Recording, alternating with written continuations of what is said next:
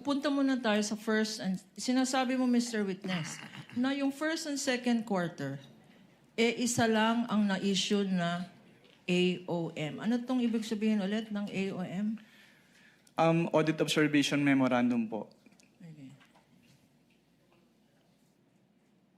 And Based on the Joint Circular 2015-01, yung Audit Observation Memorandum po ay yung written notification to the agency informing them of the deficiencies po noted during the audit and requiring them to submit an explanation or the documents being sought po dun sa AOM or both.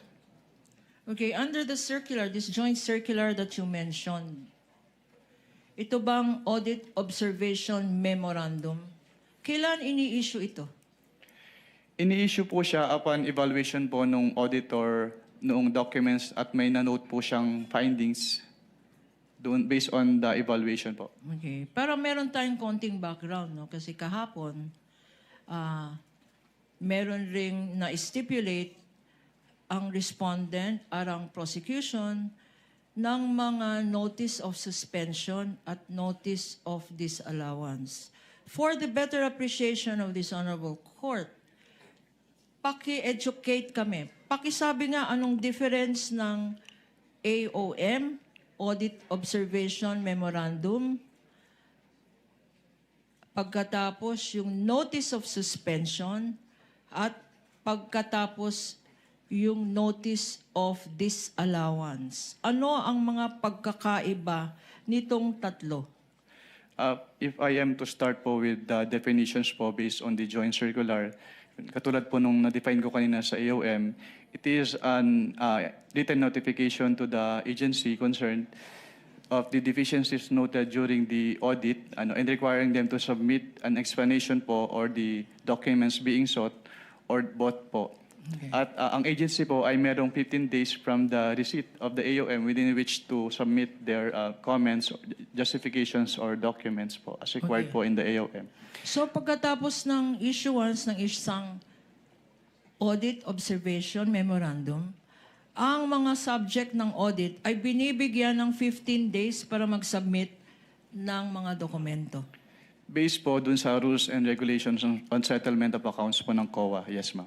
Paano pag may sinubmit na dokumento at hindi pa rin sapat or tama or insufficient or may discrepancy? Anong nangyayari? Kapag may sinamit po na document at based on the evaluation of the auditor, hindi pa rin po sapat yung document na yon, then that is the time po na mag-i-issue na po ng notice of suspension. At Anong definition ng notice of suspension sa joint circular? under the joint circular po, yung notice of suspension is a written notification to the agency head and the accountant informing them of the temporary disallowance po nung disbursement sa audit because it appears that the disbursement is irregular, illegal, or improper and requiring them to submit their justifications or the documents po being sought in the AOM or both. Sinabi mo, Mr. Witness, para maintindihan natin, no? Ito ay temporary. Okay. Yes, ma'am. Based on findings na irregular. Ano ba irregular? Ano ibig sabihin Irregular. ng irregular? Based on COA circulars po, ang irregular disbursement ay yung mga disbursement na hindi umaayon or hindi nagko-comply dun sa requirements ng mga COA issuances. Okay. Sa Pilipino, ang tawag dito ay irregular pa rin. Tama? Itong illegal. Illegal. Anong ibig sabihin ng illegal?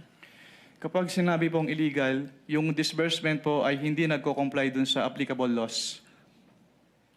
At kung sinabi mong improper, Kapag improper naman po, ang ibig sabihin, yung expenses ay either unnecessary, excessive, extravagant, or unconscionable po. so pag nagbigay kayo ng notice of suspension, ito ay nagpapahayag. This means, ang significance nito ay na-observe ninyo, ikaw, sa audit findings mo, na ito ay irregular, illegal, or improper. Leading, Your Honor. Objection.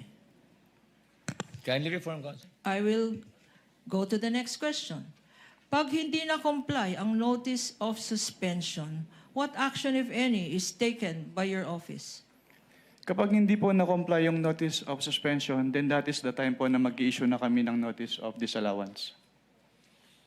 Ano naman itong notice of disallowance? Based on the joint circular po, yung notice of disallowance ay yung written notification to the agency head or and the accountant informing them of the disallowance nung disbursement and requiring them to restitute the amount po nung disbursement because yung disbursement ay illegal, improper, or irregular.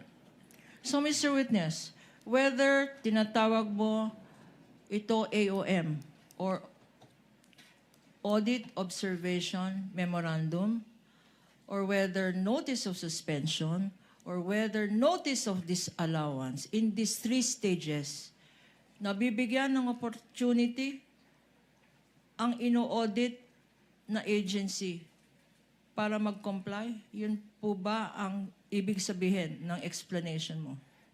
Kapag sa AOM po, tsaka notice of suspension, yes, binibigyan po silang ng opportunity para mag-comply. Pero kapag ND na po kasi, pag notice of disallowance, ang tangi remedy na lang nila is to settle the amount or to appeal with the commission proper. Okay.